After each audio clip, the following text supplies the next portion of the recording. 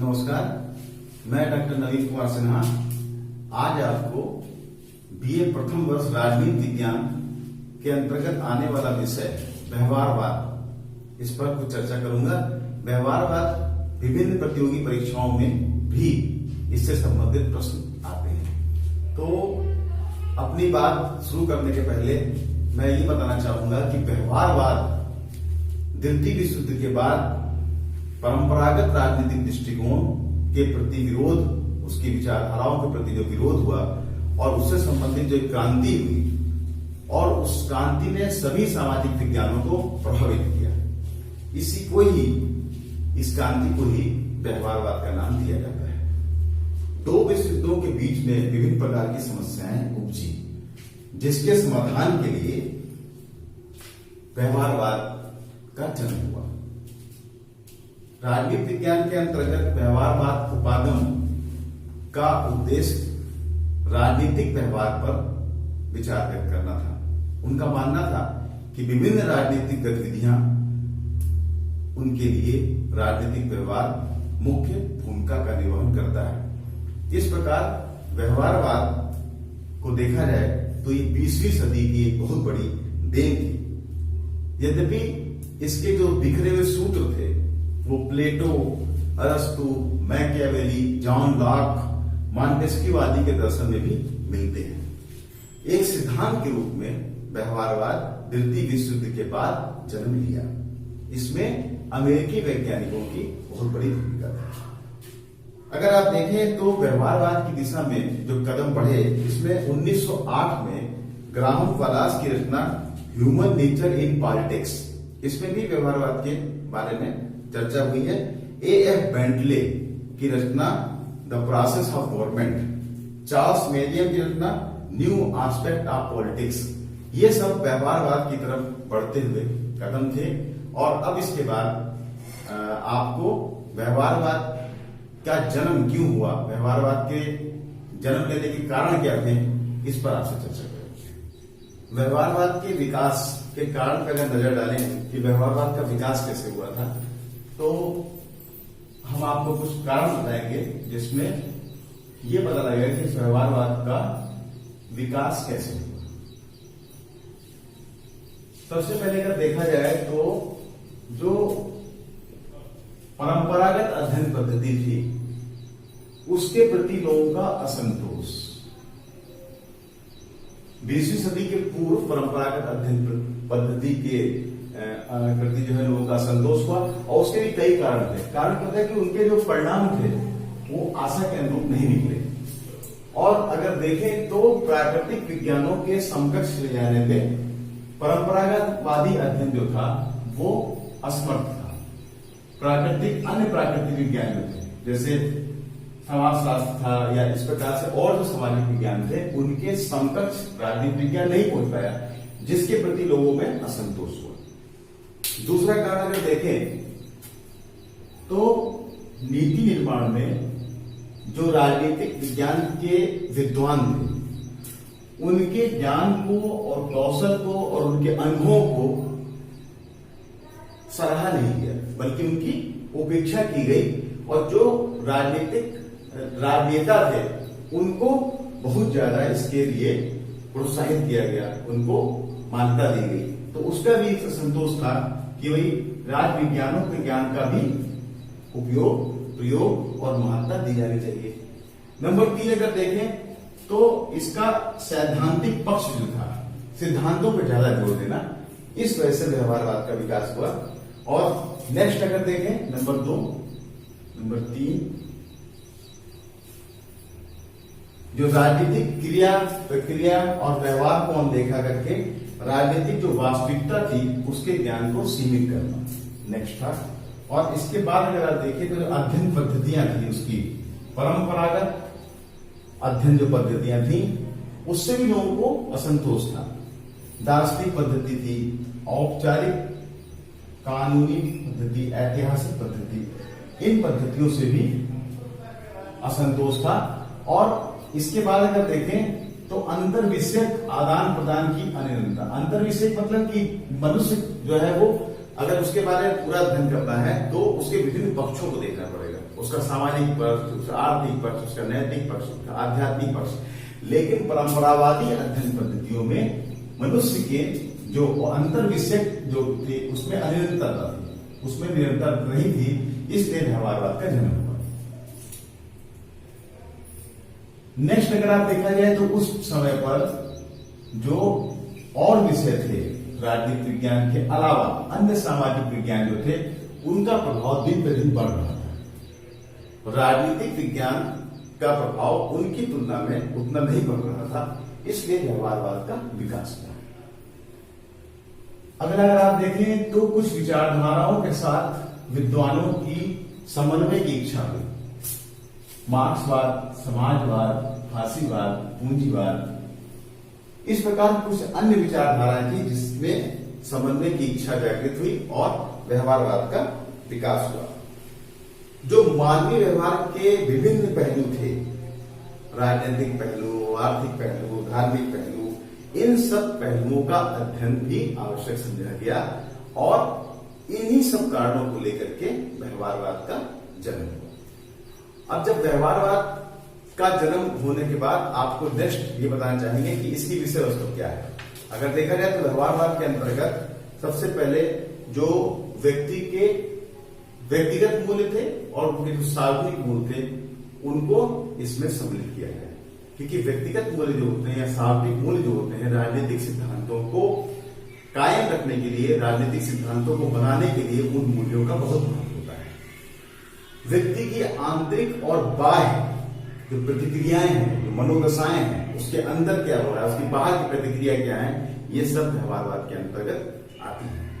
जो निर्णय प्रक्रिया होती है कि जो निर्णय क्या लिया जाए, इसमें आंतरिक और बाह्य तत्वों का अध्ययन वो भी इसके अंतर्गत किया जाता है। व्यक्ति का सूक्ष्म और व्यापक अध्ययन, अंतः अनुशासनात्मक अध्ययन पर ज्यादा जोर दिया गया है। इसके अलावा व्यक्ति का स्वतंत्र और सामूहिक अध्ययन, विभिन्न राजनीतिक व्यवस्थाओं का अध्ययन, इन सब विषय वस्तुओं के अंतर्गत व्यवहारवाद अपना स्थान राजनीतिक विज्ञान में बनाता है।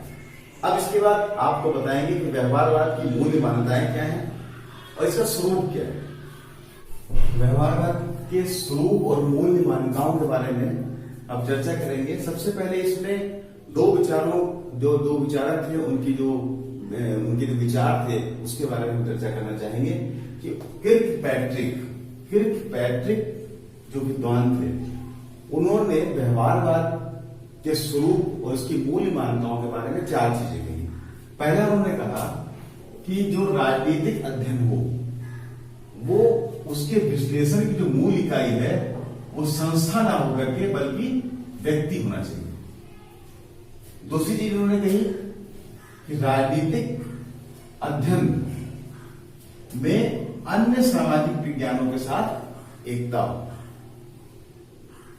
तीसरा उन्होंने कहा कि जो तथ्यों के परीक्षण हैं उनमें जो उसकी टेक्निक्स हों, जो उनकी प्रविधियां हों वो परिशुद्ध होनी चाहिए, जैसे सांख्यिकी, परिमाणात्मक आदि जो टेक्निक्स हैं वो परिशुद्ध होनी चाहिए।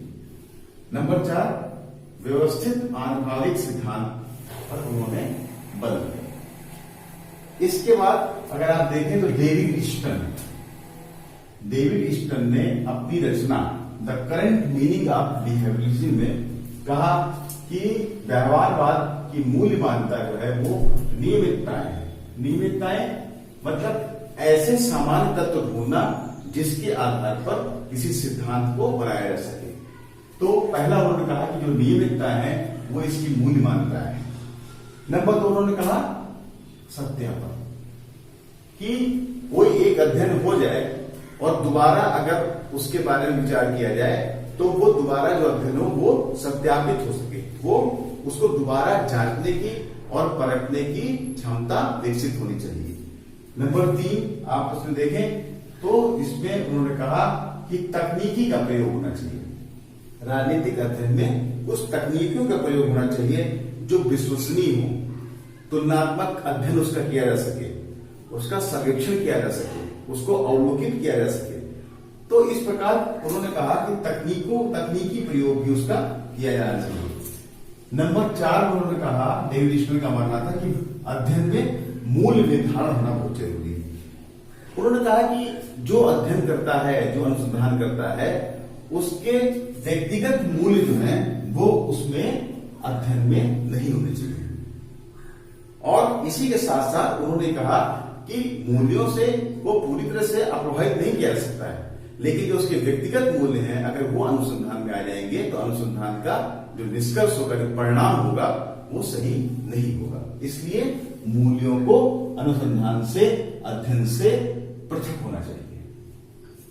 नेक्स्ट उन्होंने कहा व्यवस्थाबद्धीकरण। व्यवस्थाबद्धीकरण की जो भी अनुसंधान हो वो क्रमबद्ध हो, व्यवस्थित हो और उसको जांचा परखा जा सके। इस प्रकार कोई ऐसा अध्ययन ना हो जो व्यवस्थित ना हो। अगर व्यवस्थित नहीं होगा तो उसका दोबारा उपयोग नहीं किया जा सकेगा। आंकड़े, सिद्धांत, अनुसंधान, पहले आंकड़े इकट्ठे होंगे, फिर उस पर अनुसंधान होगा, फिर उस पर सिद्धांत बनेगा। इसलिए वो एक व्यवस्थित प्रक्रिया के द्वारा ही होना चाहिए। और इसके बाद उन्होंने कहा कि ये एक विशुद्ध विज्ञान के रूप में व्यवहारवाद का जो मूल्य मानता है वो विशुद्ध विज्ञान, यानी कि जो विभिन्न विषय हैं उसमें कोई सूचना एक है, संबंधित सूचना है, उस सूचना के आधार पर हम किसी निष्कर्ष पर पहुंचते हैं और निष्कर्षों के आधार पर हम भविष्यवाणी करते हैं। यानी कि अगर देखा जाए तो सूचना, इसके बाद निष्कर्ष और इसके बाद भविष्य के लिए भविष्यवाणी। व्यवहारवाद के बारे में विभिन्न विद्वानों ने कोई परिभाषाएं दी। इसमें डेविड ईस्टन ने कहा कि व्यवहारवाद मनुष्य को अध्ययन का केंद्र बनाना चाहता है, मनुष्य को अध्ययन का केंद्र बनाना चाहते हैं, जबकि परंपरावाद मनुष्य से दूर रहकर संस्थाओं के अध्ययन को केंद्र बनाए हुए थे।